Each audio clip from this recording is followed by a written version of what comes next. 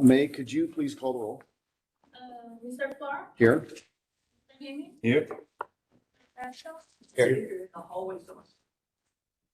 The speaker in the hallway's on. So you're in an echo. Okay, thank you. Mr. Pascal, Here. Mr. Tucker, Here. Mr. Lundy, Here. Mr. Rhodes, Here. Mr. Wilsey, Here. Okay, thank you. Please join me for the Pledge of Allegiance. I pledge allegiance to the flag of the United States of America, to the republic for which it stands, one nation, under God, indivisible, with liberty and justice for all.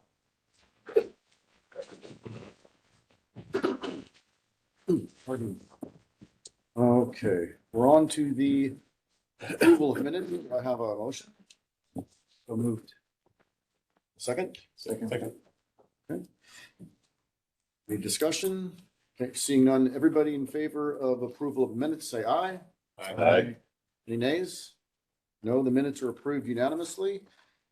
Under communications, we have a stack of stuff tonight. We have new or modified rate proposals that staff has been working on, as well as some projected revenue that would be the result if these rates are implemented. This came to us right now because staff just got this very late today. That will bring us to persons to be heard. I didn't grab the list. Did you? I'm sorry.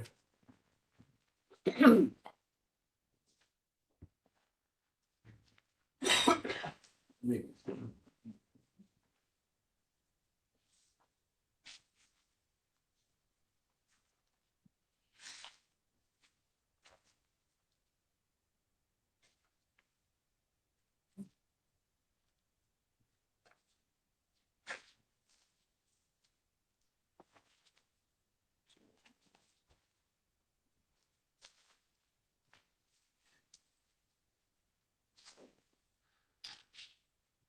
You folks keep showing up. We're gonna put you on the board. How you doing? Better be careful about. Yeah, don't, be careful what we ask for. Yeah. No, I've seen the job. Like the boss's job. Nobody really wants.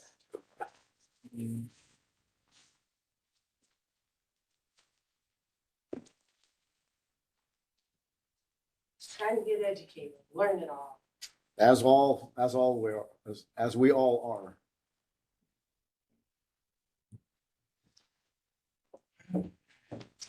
Thank you very much.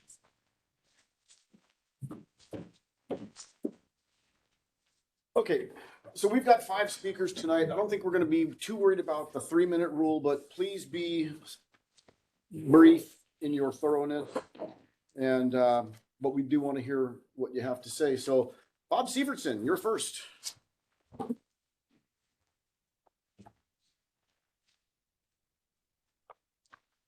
Bob Sievertson, 3817 Alaska Avenue, and a Harbor user. First of all, thank you, Mr. Chairman, and the board and staff for the opportunity to talk tonight. I see you have a new harbor rate review proposal.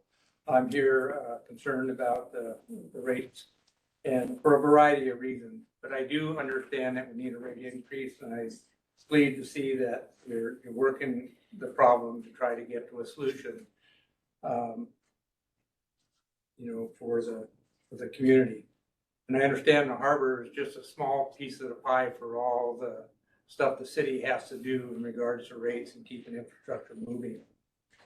I'm concerned that we've fallen so far behind without a real influx of cash. It's going to put a tremendous demand on the public to try to pay for the maintenance that's necessary, and maybe even catch up with the deferred maintenance. And we may just not have enough money in our coffers or in the community to do that well. As I look at the budget numbers in the budget, mooring rates are overall revenue is going down. And I'm afraid that if we implement too large of a raise, it's going to go down even more, and you're not going to solve the problem. You're probably going to maybe add to it. That's unfortunate.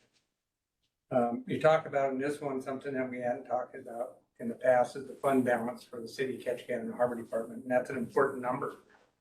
And when we talk about improvements, I think the public needs to understand that before we can go look for a grant or a loan, we have to be solvent. We have to meet our capital need within the structure of the budget. And for us, I think it's about $850,000 roughly for the fund balance. And we're not there yet. We're gonna probably draw out of some of those reserves and draw it even lower. And then a lot of these grants are matching grants, and we definitely don't have the capital for that. So it's gonna be a tough nut to crack, but we can't do it in a real short cycle. We gotta work at this over the long run. I just got a very chance to look at this. You know, you're stopping those programs that I guess don't make sense or losing money, and you're looking at those with an eye in similar fashion as a businessman. You gotta run the harvest like a business. And no business stays in business by losing money. You can lose it a year or two here and there, but overall you gotta have it profitable to reinvest in it and pay the costs that you have. My bigger concern is I think we can meet the operational needs and minor maintenance, but we're probably not gonna be able to meet the capital needs. And so I think the idea here that you have is we start out with an increment, and I know that we, in the paper and on the study and stuff, we're probably looking at that 15% rate. And as a harbor user with a boat, I can accept that. I think that I'm willing to pay what it costs me to have my boat in the harbor. But then we got behind over a long period of time, and I think trying to catch up too quick isn't the answer. I don't know what the answer is. We're gonna have to repair a lot of stuff, and I know deferred maintenance has issues too. So I appreciate you guys at least looking at this. It shows that you listen to the public and you're gonna try to work with the problem. So I just like to, again, say, be cautious. You got, it's not just a harbor rate, the people at Ketchikan are gonna be looking at rates, whether it be solid waste, taxes, utility rates, all that kind of stuff's gonna come. And it all adds up on the homeowner. And he's gonna have to figure out, what am I gonna need to live in Ketchikan? And it's not gonna be a boat. That's probably one of the first things that you have to give up, even though it's part of the mental health and recreational stuff that we utilize as we live in this community. It's an important part of our economy when we have fishing boats and industrial boats. And we can price them out of our harbor. I think that has to be a consideration. But anyway, I'd like to thank you for at least taking a look at it. I appreciate all the work you do. I don't think it's done, but I think you guys are heading in the right direction, so thank you. Good. Thank you. Any questions for Mr. Sears? Thank you, Bob. Barry Stevenson.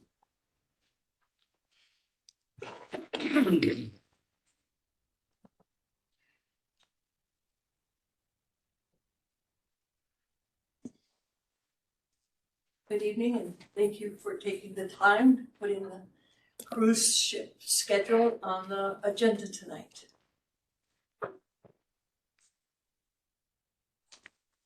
When looking at the 24 schedule, the first day is April 11th, and the last one is October 26th. It's really pushing those soft months and having a business owner up and running with insurance and equipment in order to do 3 or 4 or 5 in April and 8 in October. The busiest day is Sunday, Thursday, Friday with up to 7 ships. Slower days are Monday, Tuesday, Wednesday, Saturday, anywhere from 2 to 6 ships. Port of Seattle, through my contact, has said that there are slips available. We just got to get them on the off days that no one wants them. So when looking at Ketchikan and too many ships in one day, safety value, pedestrian value, congestion on the streets, which is not your problem, it is one of those things that if you put some more ships on those days that we only have 2, which means a person booking a cruise is having to start their vacation, let's say in Tuesday, fly to Seattle, get into their routine of checking in on Wednesday, because Ketchikan is either the first or last stop of the 7-day itinerary. So we're either first, which is 1.5 days out of Seattle, or Vancouver, and we're the last one as they finished up the southeast ports. So if they, which is whoever's doing the scheduling, is looking at those soft days for us, it has to mean they start over there in Seattle or Vancouver earlier.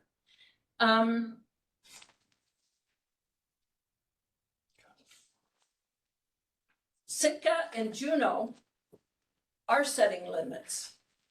And the same people who are scheduling them are looking at Ketchikan as well. And so no doubt they're saying, well, if there's limits in those two ports, then we're gonna load up Ketchikan as a fun destination. And then we're already congested. We already know that Sitka, Juneau, and Skagway were the 3 designated ports that large ships were going to start developing their docks and getting it prepared for the big mega ships. So Ketchikan is a no-brainer. We will be on its schedule, but are we getting that smaller, good quality ship that's bringing in 2,000, 3,000 people and are staying longer? Right now, the bigger ships are staying 5 hours.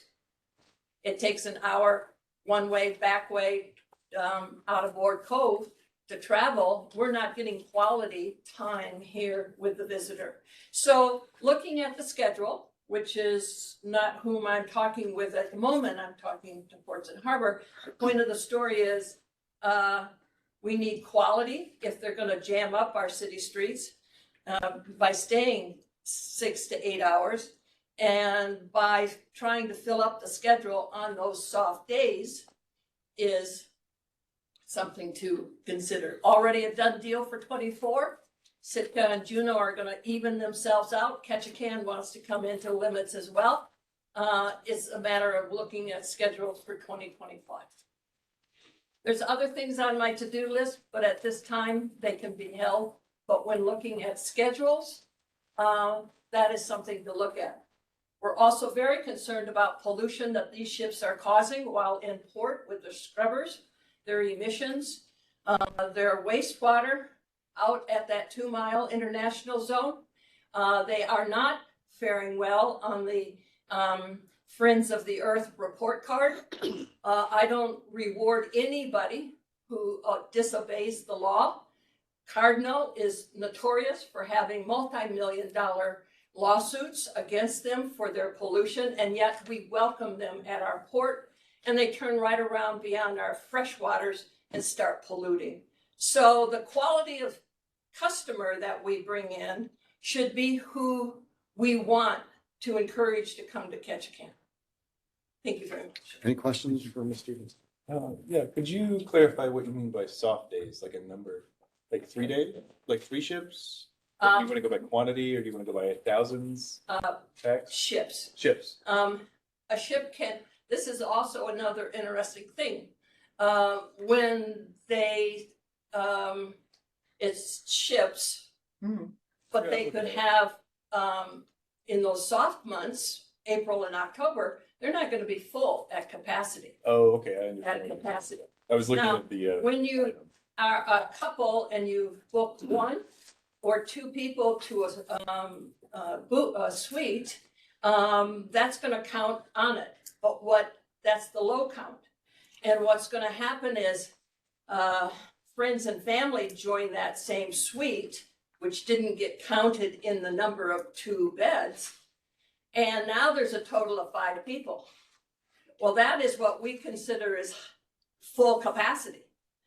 And when you're charging head tax at $9 or $11 per person at the wharf, you better make sure that you're getting full capacity numbers so that when you tally up the income at the end of the year, when you get paid, Port Enterprise Fund, that you're getting full capacity numbers.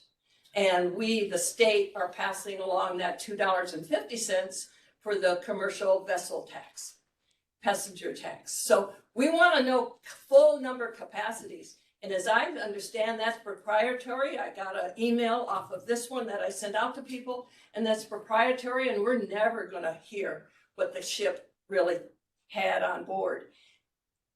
I don't like that. That's not the honor system, and they could have two sets of books like many companies are.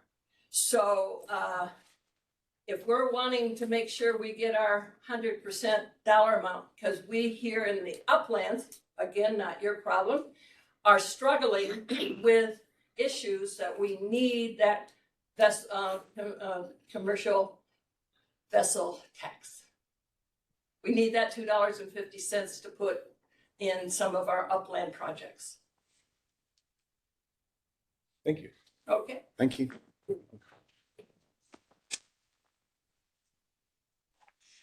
Melody Scott?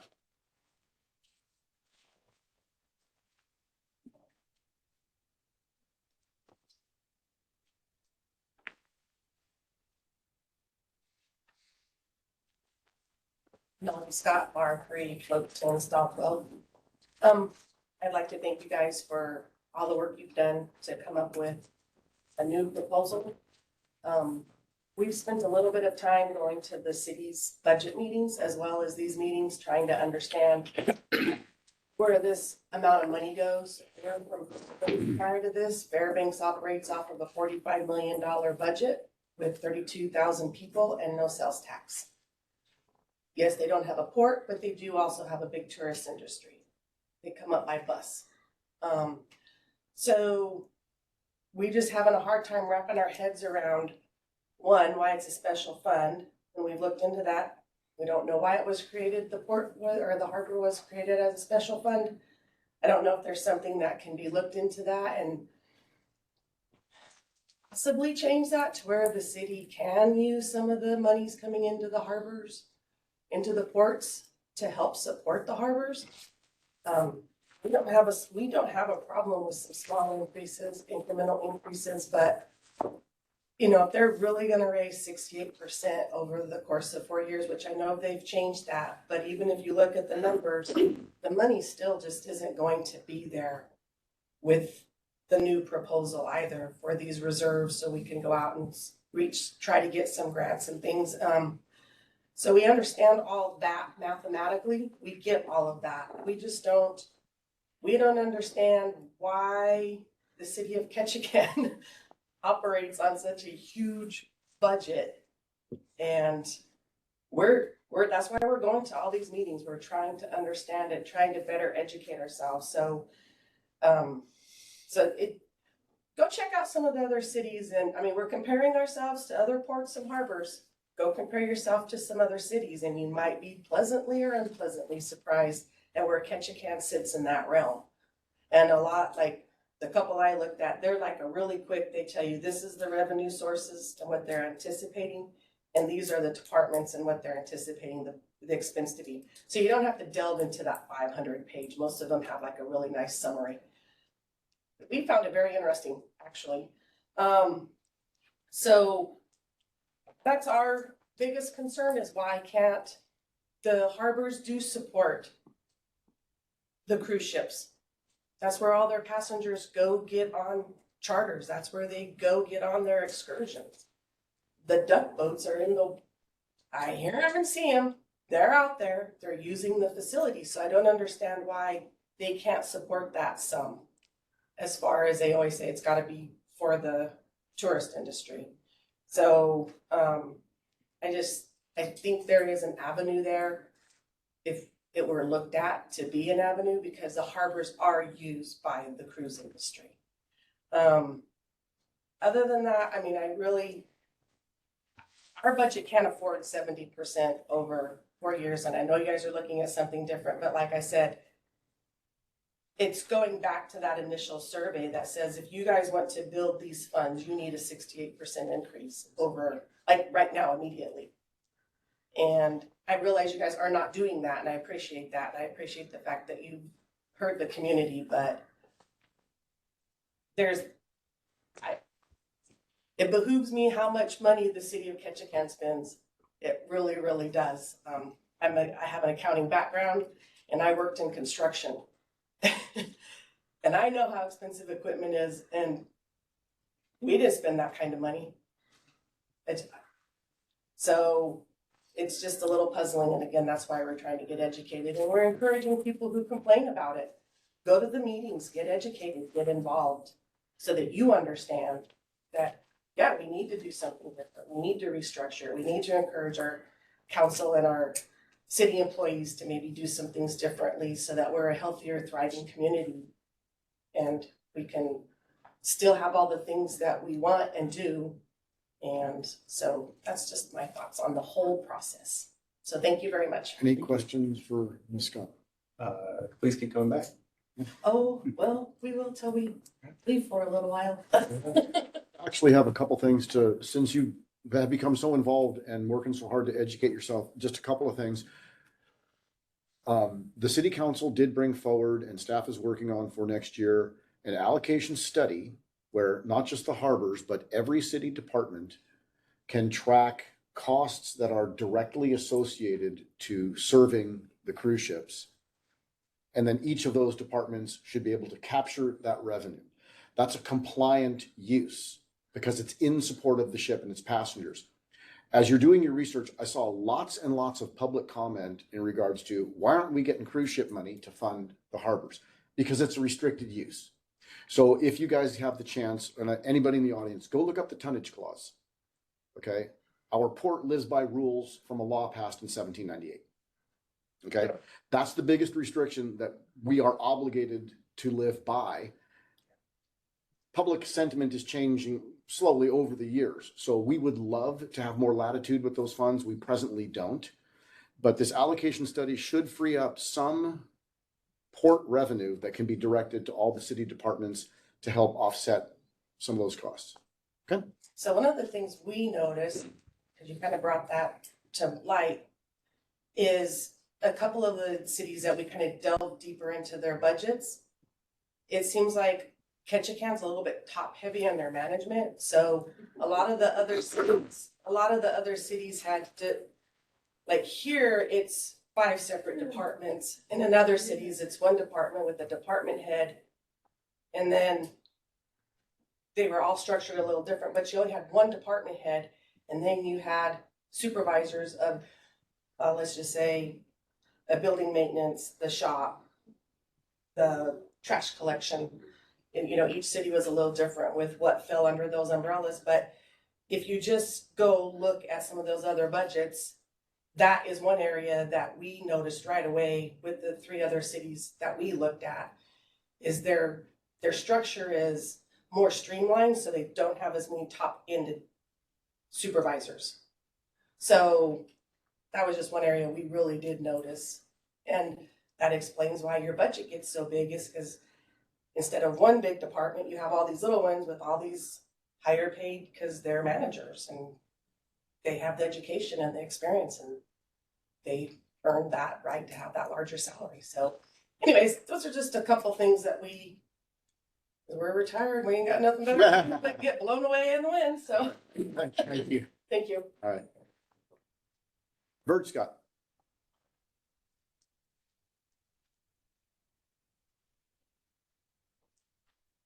So as a resident of Bar 3 for the last several years, appreciate everybody's effort, doing the maintenance that you can do,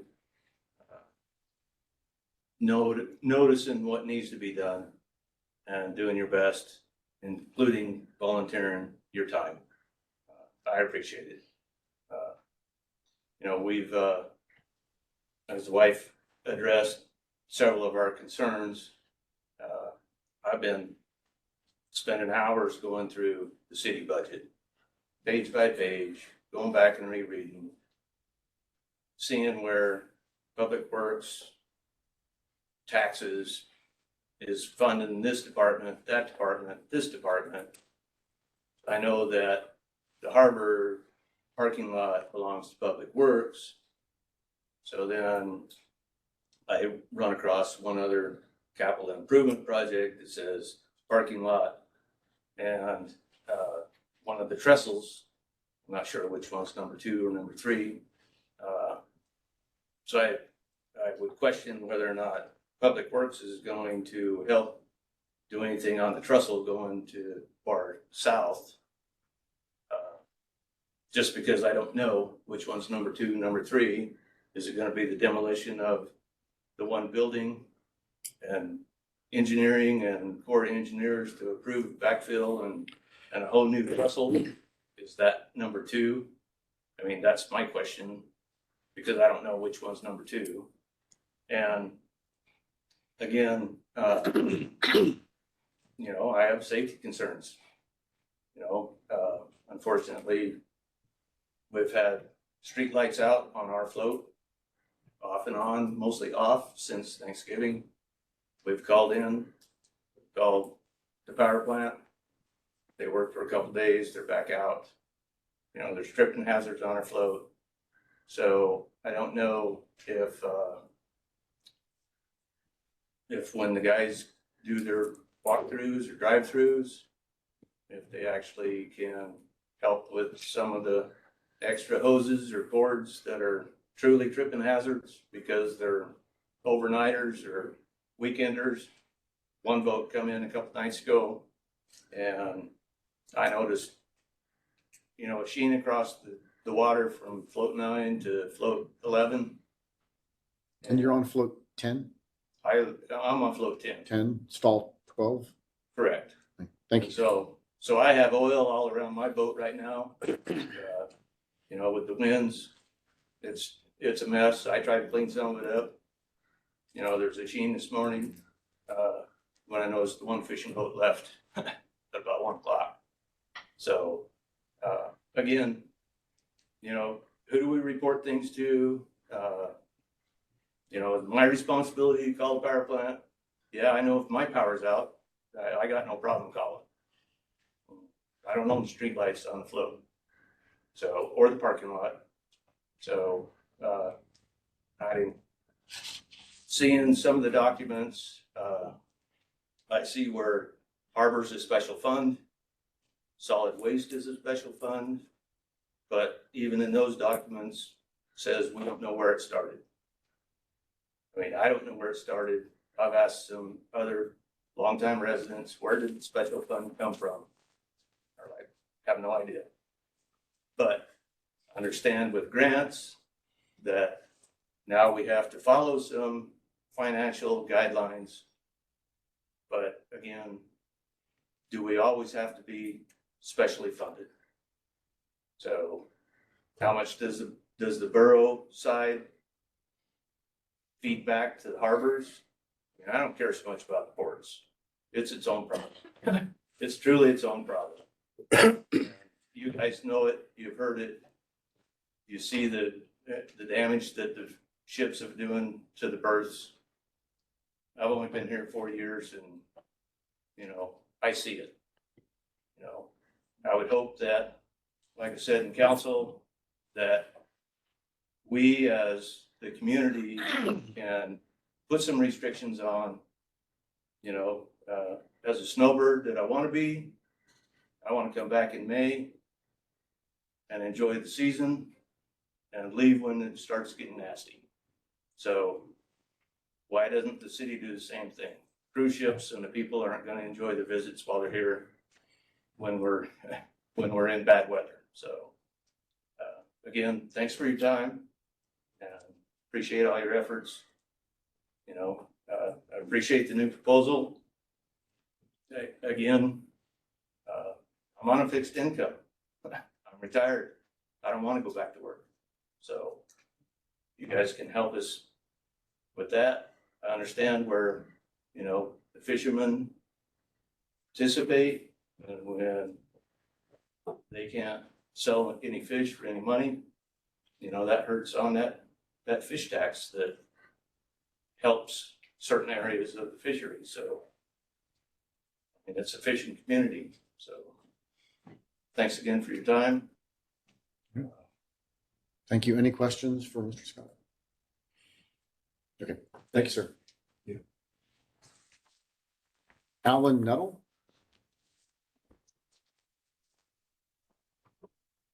Well, I'm kind of a newcomer at this, so hope you can bear with me. No, I know there's some, lot of issues that are causing a lot of trouble with everybody. Harbor's falling apart. I've gone down and looked in Bar Harbor and seen the big holes in the concrete down there and whatnot. I know there's issues there with our harbors that need to be done, but you know, us fishermen this year, we went from getting $1 a pound for chum salmon down to 20 cents a pound. Now, we've had a collapse of income, which is exponential, and it doesn't look very bright for the future. Now, I've been a troller and I've been a fisherman. I came to this town in 1976 as a member of the United States Coast Guard. I've served under some pretty ugly conditions. It's been a long liner. I've been fishing and providing new money for this community for a long, long time. And we get no appreciation for our effort. It's just fact. Every time you go to the fish house, you get cheated on the fish chips, on the weight slip, cheated on the price, cheated on the ice, and is there bait involved? So, you know, I'm kind of disappointed with a lot of things in this world, and I guess it is, but not much I can do about it. I can see that there's a need for revenue, but where is this money going to come from? Do we just wave a magic wand and it shows up? I bet you at times like this, I really miss Don Young. You know, he was a man that could do things and think for his people on his feet, but we've lost that representation now. It's kind of up to us to try to figure out how we're going to balance the scale here. It's kind of hard, you know. One thing that I've had experience in a few other jobs, like I was on a bridge crew at one time, we were having problems because all of our equipment, the commissioners would run around to auctions all over the country and buy wore out equipment. And then my father, being the shop foreman, would have to fix this stuff. And finally, the commissioners got smart and they started leasing machinery. And they saved so much money. And guess what? The road conditions and the bridges actually got better. So, you know, sometimes buying things isn't the best decision to make.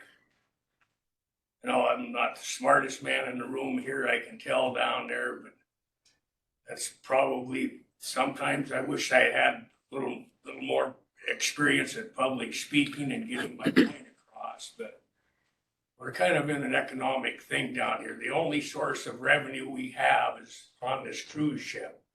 1.5 million people come to this town. They plug our streets, they cause road hazards, they stumble into the streets like they're a bunch of drunken sailors. And we got to watch out we don't kill any of them. You know, it's kind of a tough thing to do. We got all this thing down there. I talked to some people last year, and you know, they pay up to $18 for a mixed drink in them ships. Don't have poor people coming to this town on these ships. They're all can afford more money on the head tax, and then we need to get rid of that 1978 or whatever law it is that doesn't function anymore. This community needs the money, revenue somewhere. We don't have logging. We don't have a pulp mill anymore. We got to find, the only thing we got to mine is the cruise ships. Fishing's collapsing. It's probably going to get worse. You go on out down here and you look, I have friends of mine that are in the halibut, have halibut IFQs and black cod IFQs. The prices have collapsed there too. They're paying $5 a pound for halibut now, the same price that they got back in the late 80s, early 90s or less. And it's getting worse. It's fishing's collapsing. We going up down there and I watched, this country used to be full of barn doors back in the 70s.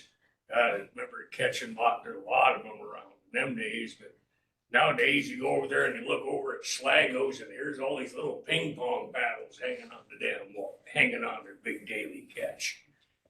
you've got two problems going on here where since they brought in introduction of IFQ has brought about the quotas are always being caught now. When we had derbies, there was some got away. That isn't happening anymore. They're all being scooped up. So, yeah, it's kind of tough being a fisherman too, you know, so. But that's about all I got to say for now. Thank you for your time listening to my gripes. Thank you. Any questions for Mr. Nolan? Thank you, Alan. That's everybody who signed up to speak. Is there anybody else in the audience that would like to address the board tonight? All right, then seeing none, I think we'll close. Oh, sorry, I didn't say there. How about that? Your name, please? Good evening, I'm Cody Cowan, 36-year resident, Ketchikan, 5th generation. It was brought to my attention from a fellow board member through the ATA about 2 evenings ago that Ketchikan, the city of Ketchikan absorbs roughly a 1.5% tax from all processors local to Ketchikan, including Craig Fish owned by E.C. Phillips in Craig, Alaska. Does anybody up here know anything about that 1.5% tax the city absorbs from all product, not just salmon, but this would be year-round all product? Saying this is in lieu of the raw fish tax? I don't see that coming off my fish ticket.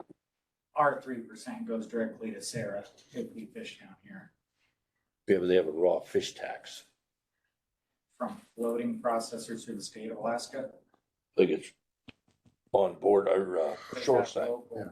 Is that a local raw fish tax? At That's a 1.5%? State. That's a state raw fish tax. Right, but if there is any tax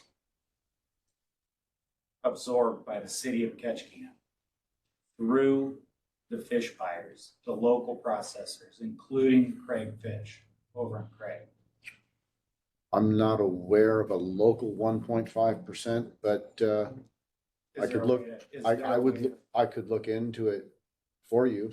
Okay, If you wouldn't Great. mind, please, if you can give May, after you speak, if you can give May some contact info, we'll see. Awesome, that'd be great. All right, thank you. Okay, thank you.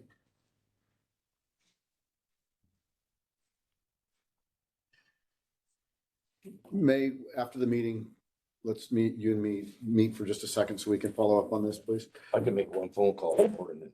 Would you mind? Yeah, yes. That would be great. Yeah. Thank you. Anybody else that would like to address the board tonight? Okay, then we'll close persons to be heard. That'll take us to unfinished business. We are on to revisiting the revised harbor rate increase. And I believe, so Mr. Wilson, we're going to get a PowerPoint Yeah. tonight, sir?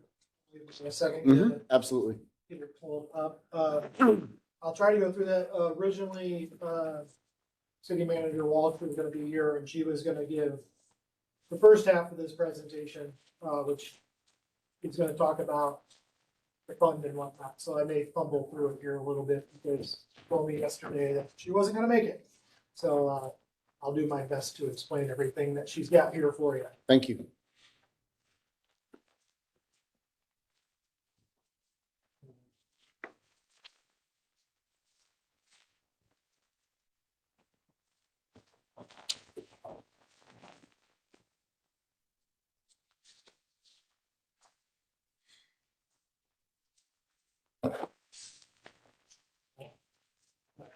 Go to the next one here, man.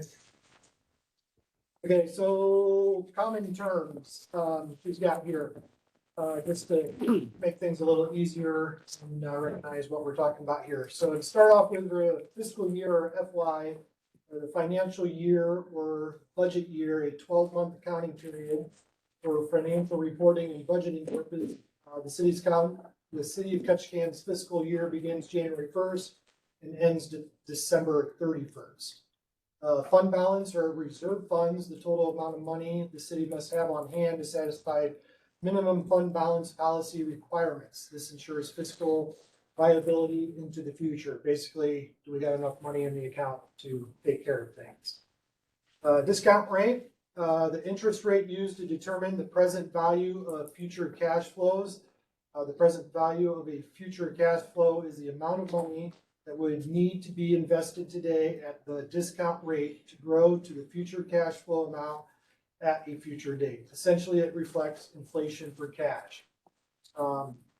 Basically saying, are we putting enough money away for future projects or future expenditures? Next slide. How is the harbor department funded? The small boat harbor is a special revenue fund.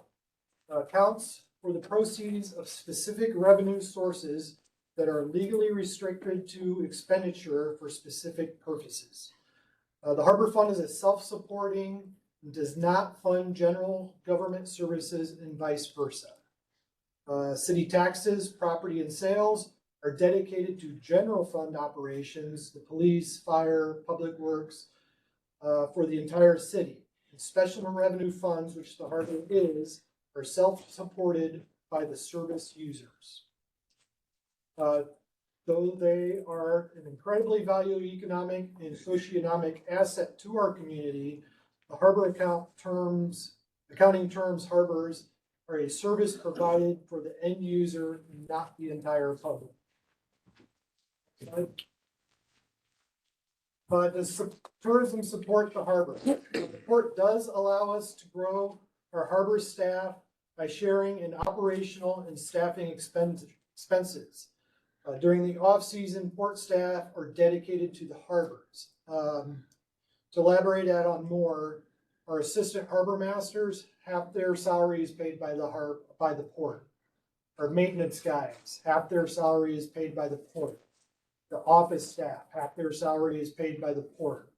All our vehicles, half is paid by the port. Maintenance, when we get a new one. The building, office supplies, the power, internet, the maintenance shop, the heating of the maintenance shop, the meeting of the main office. That's all split 50-50 harbor and port. The port pays for half of that. So there's a misconception that the port doesn't pay anything right now to help the harbor. The port does help significantly already in keeping the harbor operational. Charter companies do pay for launch ramp services and must pay their share of moorage. As expressed already, under the CPV revenues have to benefit passengers of the ship directly under the code there. The city or borough that receives a payment under this subsection shall use the funds for port facilities, harbor infrastructure, and other services provided to the commercial passenger service or passenger vessels and the passengers on board these vessels. I can say that we are going to be more aggressive on looking into using port funds for things in the port, in the harbor. In the past, leadership, it was a big no, but after talking to other harbors in Alaska, they have found ways to do it. So we're confident we'll be able to find ways as well. And we've already gotten, I wouldn't say the green light, but the city manager is on board with us trying to find ways of us to use those funds in the harbor. The past city manager was just a flat no right off the bat. So we will be looking into that more thoroughly. Next slide.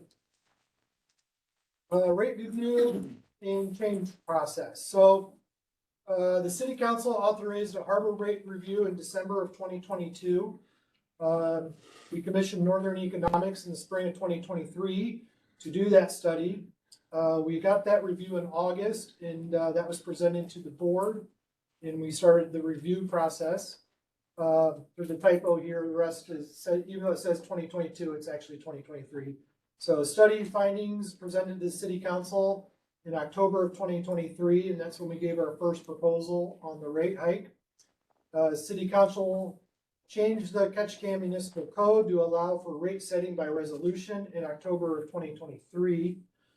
And staff has prepared a proposal with public comment to be implemented by April 1st. So we did the first iteration of the proposal. Now we're going to be giving the second one. Plan is not to do anything implement wise until April 1st to have more time for comment and review and whatnot. Public input process. Public comment period opened in October of 2022. We tried to utilize as many ways as possible to get the word out. We used social media posts. We had the city website, notices at the harbor ramps and at the office. We advertised in the Ketchikan Daily News. You probably even heard me on KRBD doing a PSA, reaching out to people to give us their input. We had a survey online, and at last day, we had 114 people fill out the survey and give their input on the rate increase. The FAB board has met last month on the 14th and on now today to go over said proposal. So the rate study findings, to go over that again, 2.5 million levelized annual revenue requirement. This is the average over the next 30 years revenue necessary to obtain operations and meet capital and infrastructure needs. Estimated operational expenses, no capital or major maintenance, this is just to keep the lights on, was 1.75 million per year. This number will grow each year due to inflation. For fiscal year 2024, it's anticipated to be at $1.82 million. Over $21 million in capital and infrastructure needs have been identified.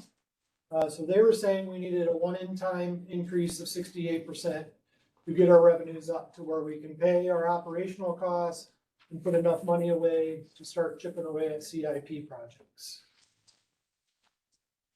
Next slide. Go. We'll let May catch up here.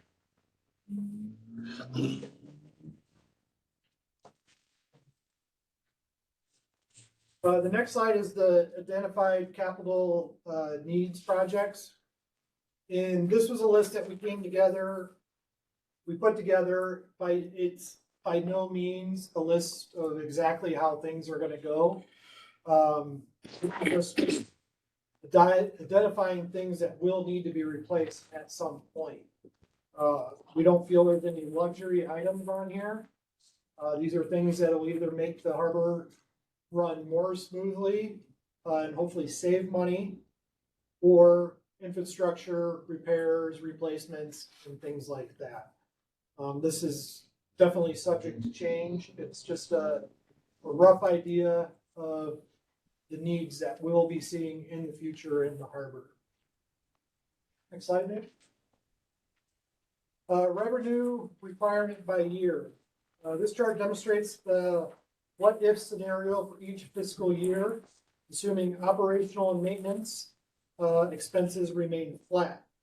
Apply a 3.71 discount rate. This accounts for inflation. Analyzing the revenue requirements, the average over several years results in an annual revenue need of $2.58 million. So even though our operation is 1.82 million projected this year, what the study is saying is we need to average $2.5 million over the next 30 years to be able to fund the CIP projects and keep our operations in line. So we can't do the 68% increase would put us at the 2.5 million right away to get us on that average. So with this next proposal that we'll get into here in a minute, we're looking at trying to baby step our way up to that. We'll get into more of that here in a minute. Projected revenue, projected expenditures over time. The revenue requirement of 2.58 million is an annualized number over time. Otherwise, rates would fluctuate year to year to meet that fiscal year specific needs. So basically, that's just saying it was trying to do one-time rate and then be steady for a long time instead of having to come back year after year to adjust rates. Next slide. Fund balance for harbor improvement and construction funds. So the fund balance in fiscal solvency, harbor improvement and construction fund. Current ending balance on 12 or the end of this year be $1.186 million. This fund is restricted to infrastructure and capital improvements and cannot be used for operations. So this is just big projects, repair, dock floats. We can't use it to pay the internet bill, for example. Harbor Improvement and Construction Fund for fiscal year 2024. The city has programmed a $330,667 total budget to meet basic construction needs for the year. I can say this hasn't been approved yet for the budget, but that's what we're looking at. Harbor revenues to this fund are anticipated at $260,250 is what we're expecting to add to that this year. That's a deficit of $70,000. So we would be drawing down our funds in the construction. We wouldn't be adding to it. To meet basic budget needs and to not draw down reserve funds, you would need a 22% increase in revenue in 2024 to make up for that $70,000. Fund balance for harbor operations. Harbor Operation Fund. The estimated ending reserve for the end of this year is $913,911. Required fund balance. Minimum fund balance is for 6 months of operational expenses is $848,500. In fiscal year 2024, our budget, we will need to use $295,006 of the reserve balance and estimate at the end of fiscal year 24, the new reserve fund balance will be $618,905. That would put us little under $30,000 below our minimum fund balance, which is required. Harbor Operations Fund continued. For fiscal year 2024, the city has programmed a $1.992 million budget. This is for basic operational needs. Harbor revenues are anticipated to be $1.697 million, which is a deficit of the budget of $295 in 206. So you can see that is exactly what we would be drawing down on our reserves. To meet that basic need, we would need to raise harbor revenues by 17% to cover that gap, to make it to where we weren't taking money out of our operation fund, but we also wouldn't be adding anything to it. Our initial proposed increase. Rather than the 68% increase, which was suggested to us by the rate study, we looked at it a little differently and tried to make it easier on everybody. We looked at ending the 90-day open mortgage permits at the first of this year. The cost of 30-day permits would increase 15% each year over the next 5 years. Increases would take effect January 1st of the year, beginning in 2024. On January 1st, 2027, the cost of daily mortgage will increase by 15%. Starting in January 1st of 2029, 30-day permits and daily mortgage will increase based on an inflation index. January 1st, 2024, reserve mortgage would increase 15% each year for 4 years, and all non-mortgage fees would be increased by 15% over 4 years. This is what we propose. That is not what we're doing now. But there are impacts on us delaying some kind of increase. The city has identified known budget shortfalls beginning in fiscal year 2024. Shortfalls were avoided in the past by deferring capital and infrastructure improvements. Without rate increase, reserve funds will be used until all funds are depleted. We are directly responsible for preserving the asset that the state, city, and harbor users have already paid for.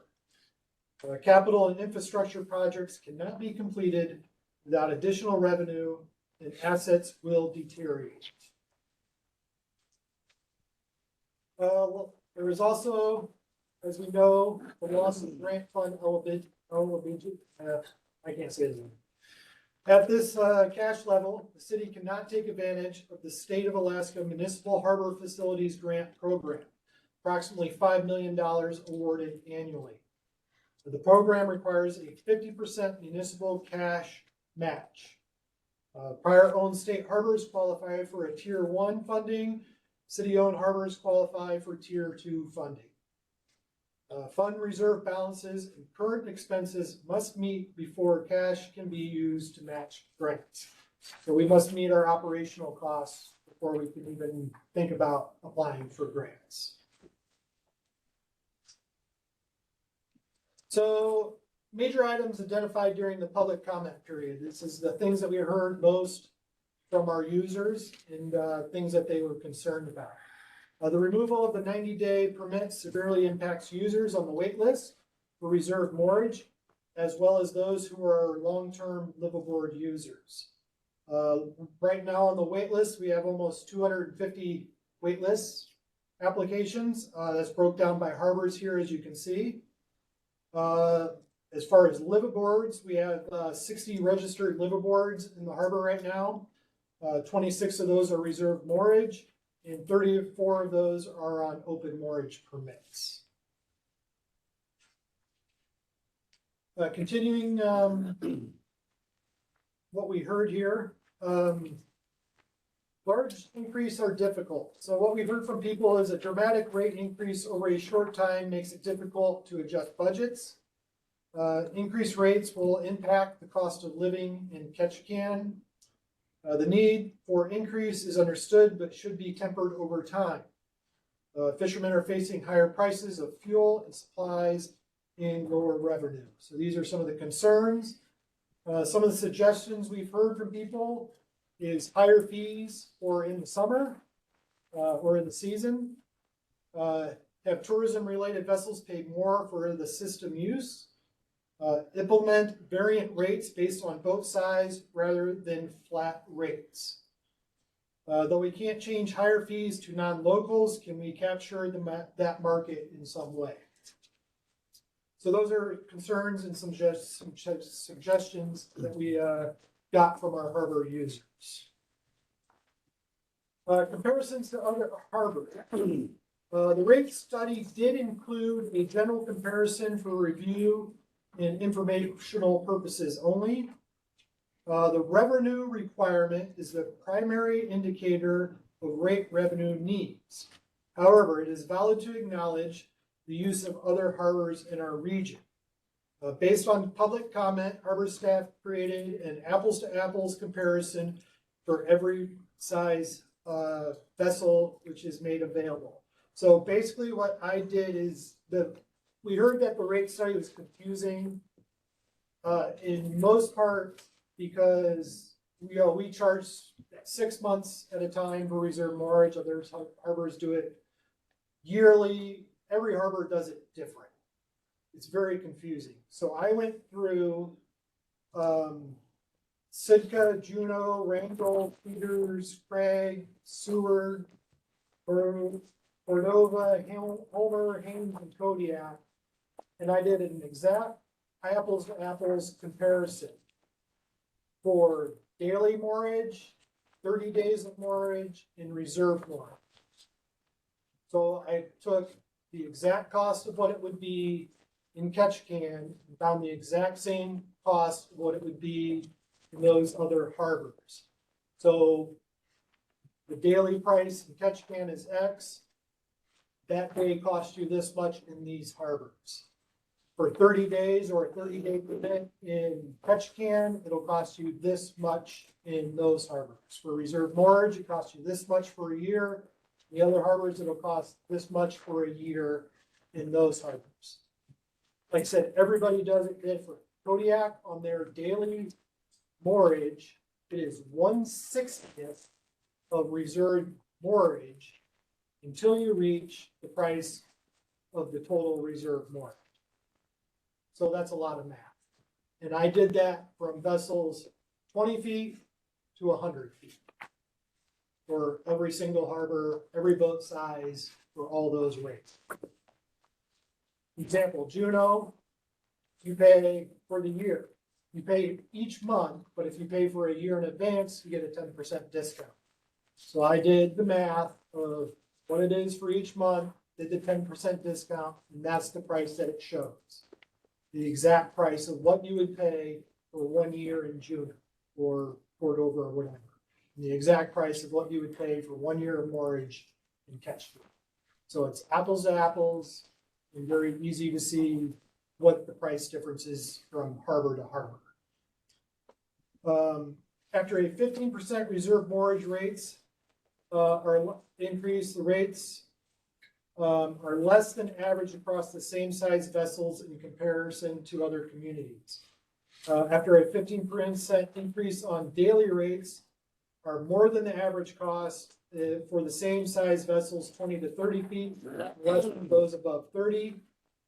After a 30% increase on 30-day permits are more than the average cost, the same size vessels from 20 to 60 feet, less for those over 60 feet. And that apples to apples comparison is available on the harbor webpage. You can click on that. It has all the spreadsheets for anybody who would like to look at that. All right, new proposal. What we're proposing now is as follows. The new rate implementation for year one or phase one will be April 1st of 2024.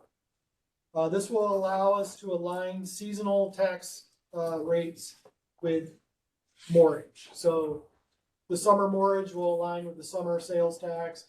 Winter moorage will align with the winter sales tax.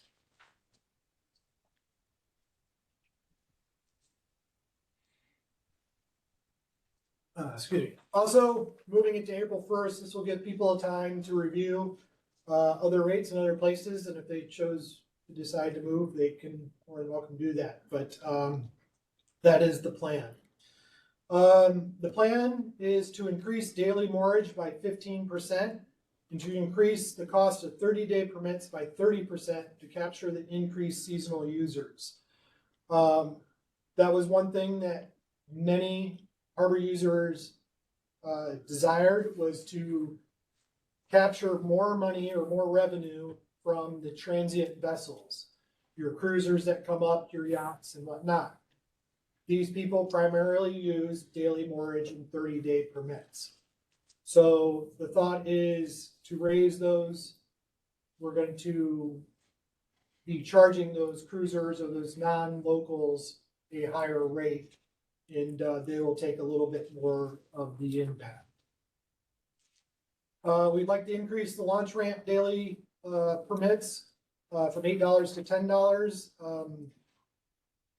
This just makes it easy on a couple fronts. It's a lot easier to stick a $10 bill in the envelope than trying to find change for a $10 bill to put $8 in.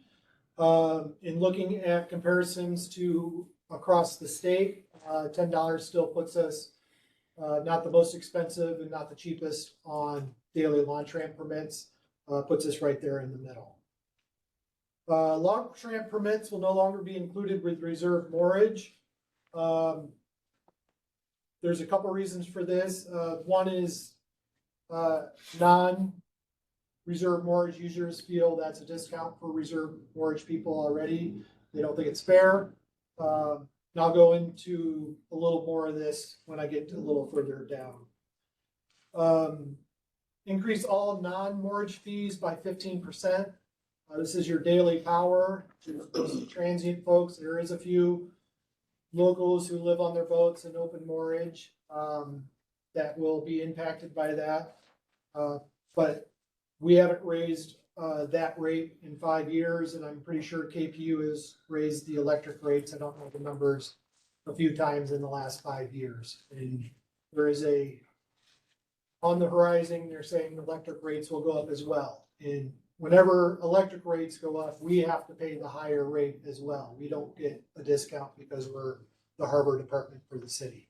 So anytime there's a rate increase in solid waste or electric or water, the harbor gets that increase as well. And at some point, we have to raise our rates to compensate for those increases as well. One thing we also would like to do is Canoosian Cove and Hole in the Wall.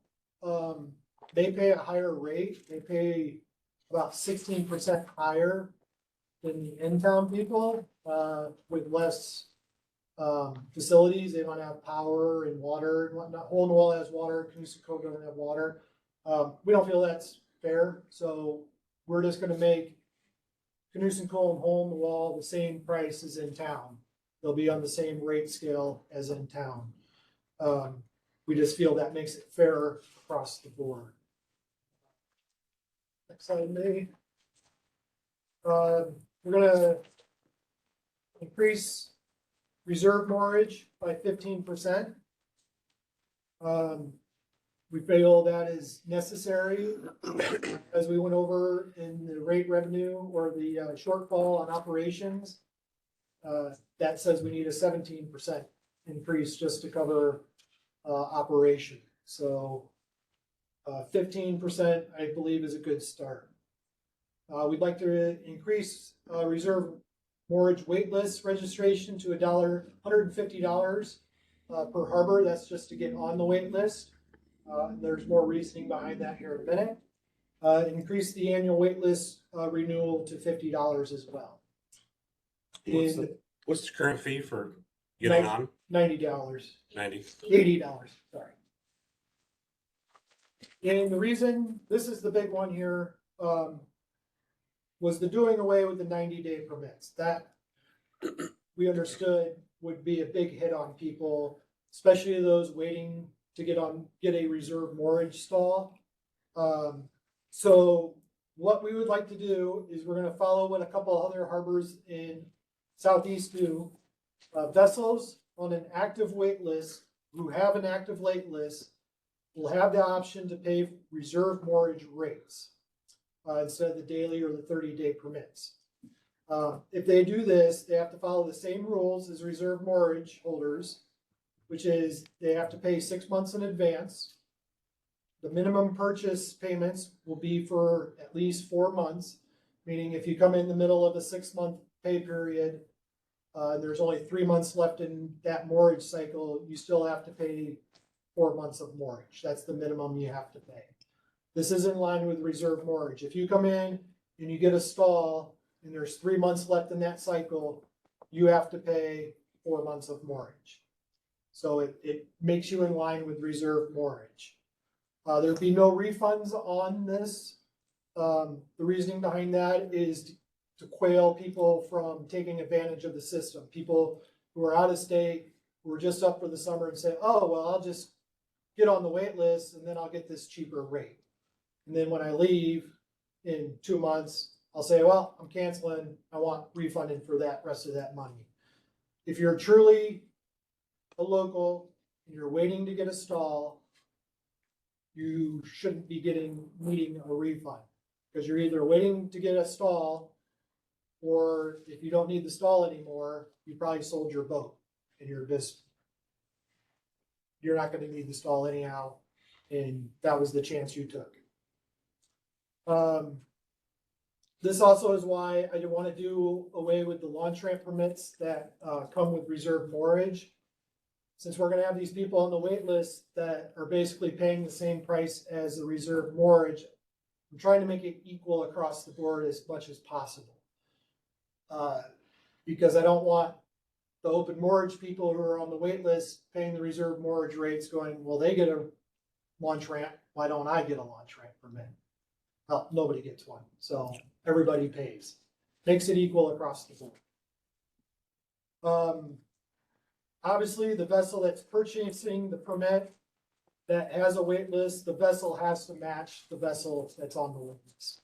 You can't have a 60-foot boat on the wait list and come in with your 32-foot boat and say, well, I'm on the wait list, I want to only pay the reserve moorage for this 32-foot boat.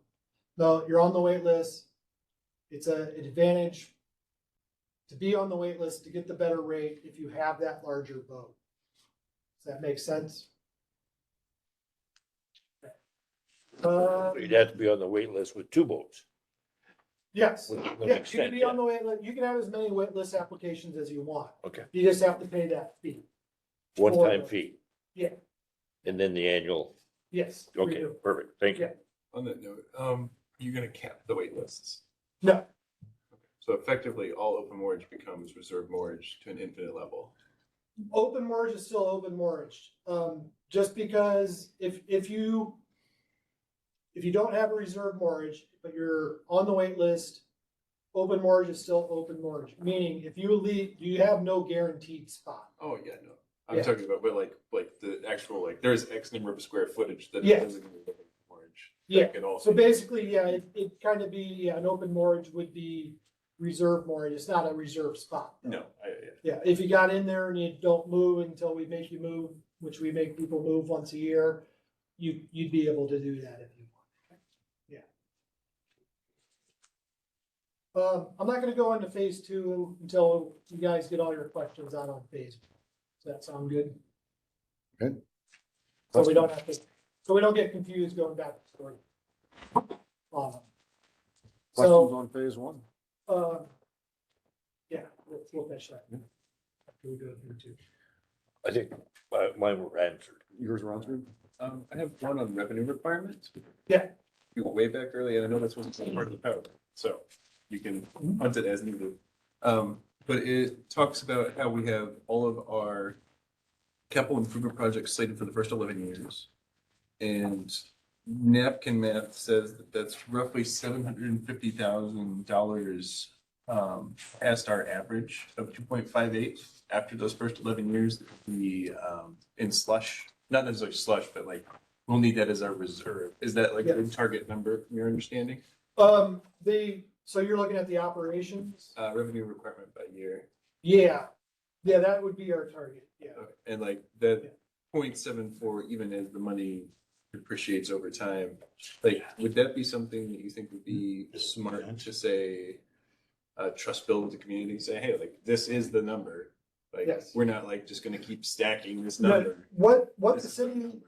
yeah, the city is actually working on a program where each department will project their revenue out for a number of years, projects for a number of years, and it will qualify it with a number each year saying this needs to go up or this needs to go down. And it'll be very black and white. Okay. And that'll be something that gets implemented over the next couple of years.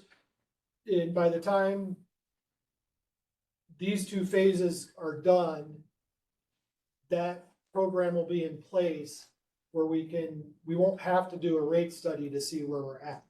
It'll already be generated right there in black and white where we can go, this is working, we don't need to do anything.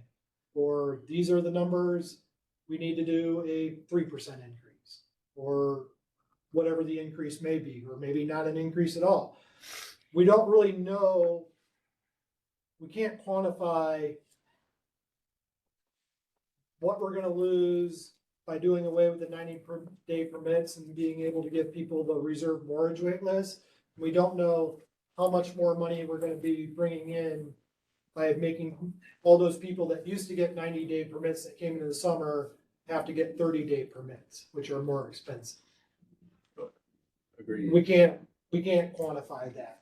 So in a couple years, if this plan goes through, we'll have a better idea of where we're at. We could exceed expectations with the daily price and the 30-day permits, where we don't have to raise reserve mortgage at all or very little, hopefully.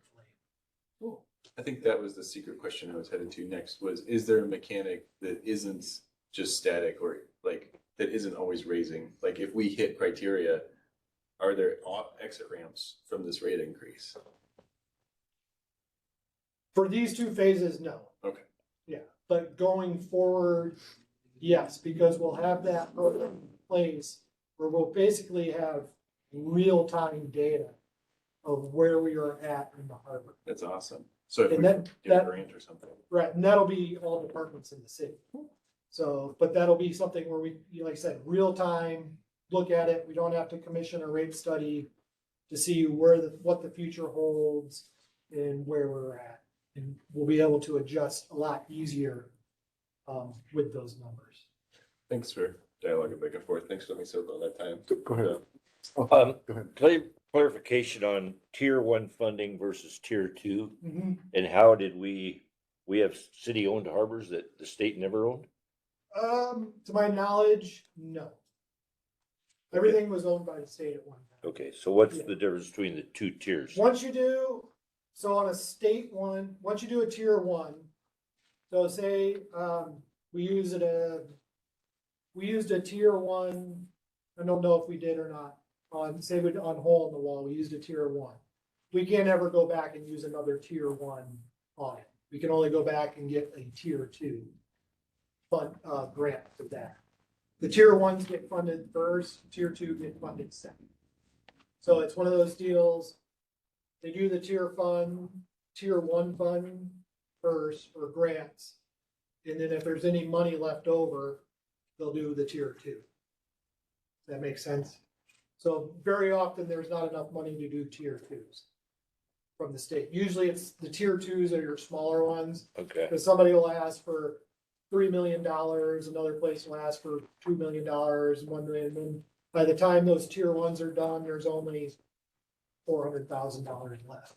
So there's not a lot of money there for big projects in the tier two sector. I have a question. So if the council adopts this, since you don't know the results of year one, phase one yet, because they haven't been able to be quantified, after that first year, when you see the revenue impacts, if they're better or worse than where you think they might need to be, could that influence what happens to phase two? Have you guys discussed that at all? We haven't discussed that because if you look at the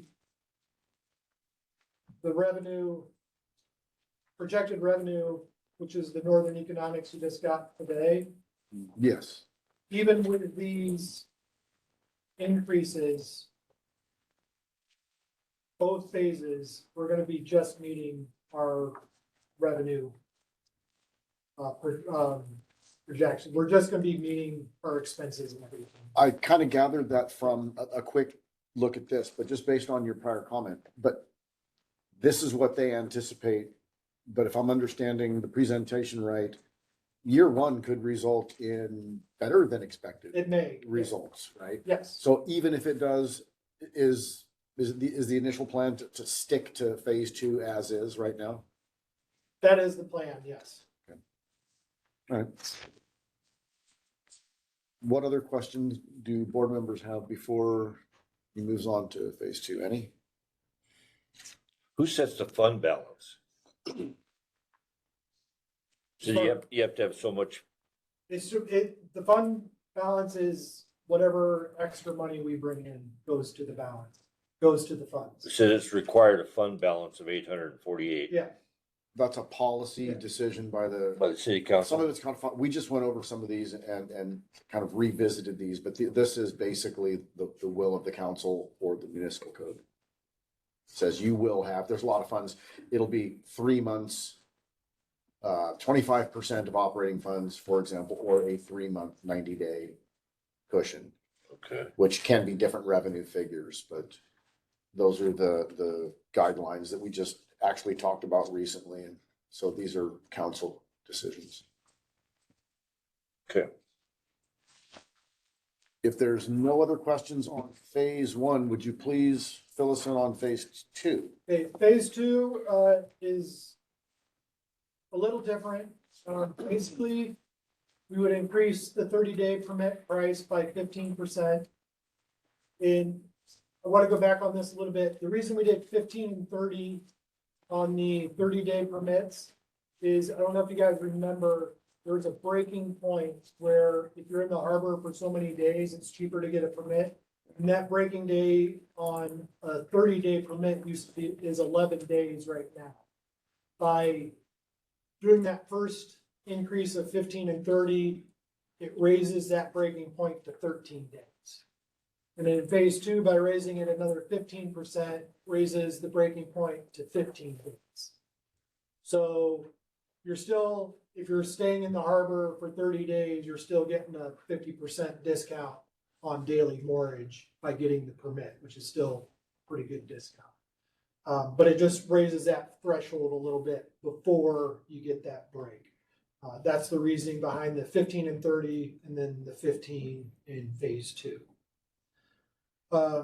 For reserve moorage, one thing we heard from folks is the smaller vessels pay the same rate as the bigger vessels.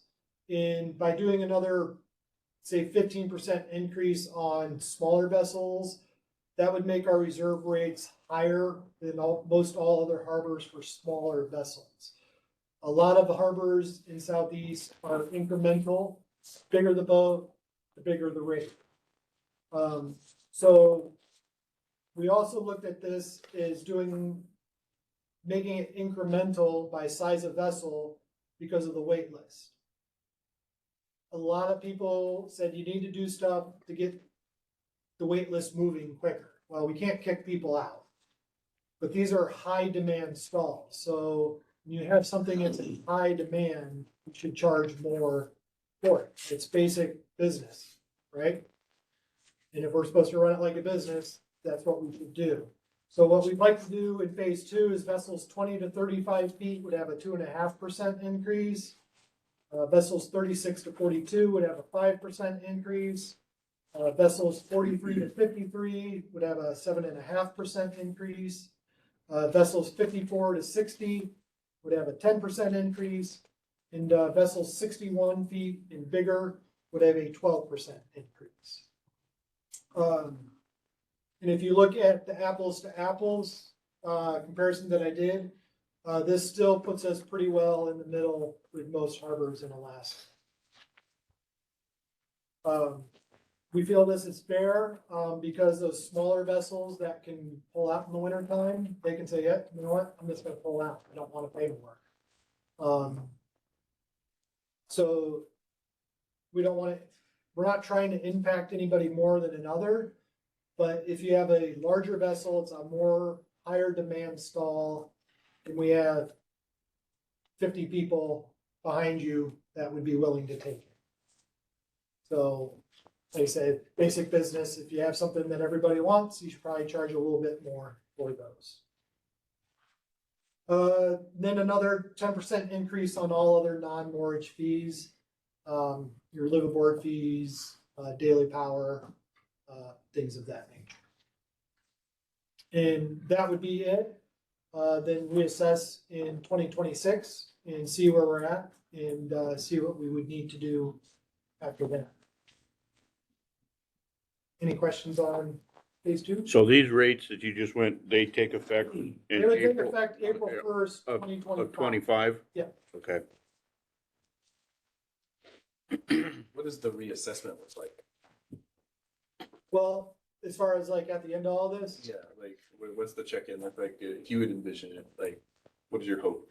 my hope is that the 30 days bring in more money than we hoped. That we're actually putting a small amount of money away. And at that point, we can see what inflation has done over the last 2 years and hopefully maybe not have a rate increase for a year and then 2027 have a small increase. That would be my hope. Okay. We need to be proactive and not wait 5-6 years before we do increases. It needs to be done more incremental, smaller rate increases. So we don't have these big jumps in the future. Anyone, but James specifically, is there a reason we've abandoned the indexing of the mortgage increases? Because I know that was the long talk for a long time of when we do finally get this ball rolling, let's not stop the ball 2 years in. Right. That's what I'm wondering. Basically, Why have we been tied into an index? 2 the years? reason about the city manager suggested this because we'll have that new system in place where we'll have real-time data where it won't take us a year to go through everything and figure out what we need to raise it. We'll have that real-time data where the process can be a lot quicker. Okay, so you're taking over the job of indexing completely? Yes. Gotcha. Yeah. Okay, thank you for helping me. I got a little more information on that because this applies across the board. So what Mr. Wilson is referencing is, you're right, and this is true of everything in the city is everything's been fits and starts. We don't do anything for 5 years or 8 years or 22 years. And then we have these enormous rate increases and it's burdensome to the end user, right? So at first there was going to be a rate policy review by an outside agency, but the city manager found a rate engine software. So the city's staff is going to do this internally across the board so that we can set, after these 2 years, set the rate, and like you said, then it'll be indexed. We'll look at the needs of operations and CIP projects and say, okay, this is what our future rates are gonna look like over a longer span of time. So we don't shock the customer. And so that hopefully we can do things like build those reserves to get back into the 50-50 grant program and accomplish the capital needs. Thank you. So this will have to be written into code and voted on, that system? Yes, and I'm gonna also venture a guess that we'll also see things coming back to us to raise these rates by resolution rather than by ordinance. Honestly, that's mostly a technicality, but it's easier than, they don't have to come back for 2 readings and a 30-day waiting period. If you're going to implement incremental increases, those need to be able to be carried out in less than a 90-day, fashion. They've already passed that For the harbors, I think we may see that come back to the council for other departments, I think we're the guinea pig. on that. as you should be. Other questions related to that study? Anybody in the audience, look, this is a lot of stuff. This is online. This is on the city website. And I know that it was hard to see some of these pages on the PowerPoint, on the overhead projectors. So please review this as you will. And then if you direct any questions to the city manager, the department, your city council people, if you have questions or comments or concerns, this won't go into effect if the council deems this is the plan to follow. Remember, it doesn't go into effect till April 1st of next year. So the public comment portion isn't over yet. If folks want to weigh in on this, please do so. And one thing I also want to add, it's minor, that because we're changing the billing cycle to align with the seasonal rate, that first payment in April will be prorated by 5 months. It won't be the full 6 months to get us in line with the seasonal sales tax. So even though, like, say, reserve mortgage gets the 15% increase, it won't be the full 15% first time because of that prorating to get adjusted on the seasonal sales tax. Any other comments or questions in regards to the harbor rate increase portion of our agenda? Okay, I don't see any. Well, that's going to take us on to new business, and that's the 20. Would the board like to take a vote on a recommendation or any changes they would like to see or? Excellent, yeah, good point. So yeah, what's the will of the board? What's the message that you guys want me to take back to the city council? It's a lot to absorb. But you need a motion. If there's a prevailing will of the board, or if someone wants to make a motion, then please do, and then we'll discuss it, vote on it. And if there's consensus, that's what goes back to the council. I will make a motion with the statement, I would like to see more explicit off-ramps offered within this 2-year period. As a comment, if it doesn't come, it doesn't come, or if we reach funding, but I will make a motion to adopt it as it stands for now, because it sounds like you have a plan moving forward. Is there a second? I'll second it. Okay, it's been moved and seconded. Discussion on Mr. Hemming's motion. There isn't any, okay, on this one, May, let's call the roll on this one, please, individually. Mr. Flora, Yes? Mr. Hemming, Yes. Mr. Beto, Yes. Mr. Castle, Yes. Mr. Cochran, Yes. Mr. Lundy, Yes. Mr. Rhodes, Yes. Mr. Wiltie. Yes. Right, well, that passes unanimously, so I will take this back to the city council. We're meeting next week. This will be on the agenda and we will press ahead with this and then In next week, it's city council's on Monday, right? it is. Right, so if anybody wants to make comments at that time, it'd be a good time to do it. Right, thanks for the reminder on taking this back to the council. And, all right, now we'll move on to new business, the proposed cruise ship calendar for 2024.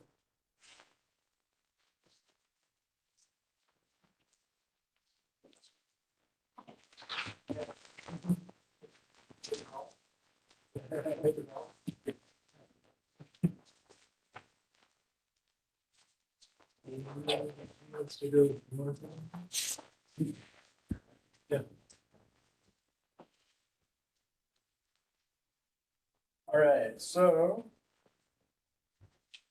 we have a copy of the proposed cruise ship calendar for 2024. It's the birthing.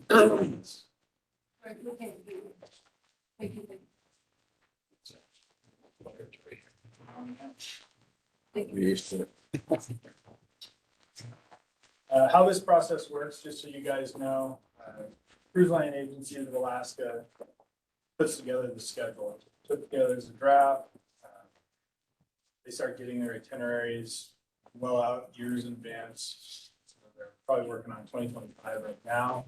2024, they get that together and send it over to Port and Harbors sometime in the early fall, October, I think is when I got the first draft. We go through it, kind of look at where ships are at, look at the numbers, how they're broken down. We write down all of our questions. We go and we meet with cruise lines, ask them why things are this way or that way. We talk it out.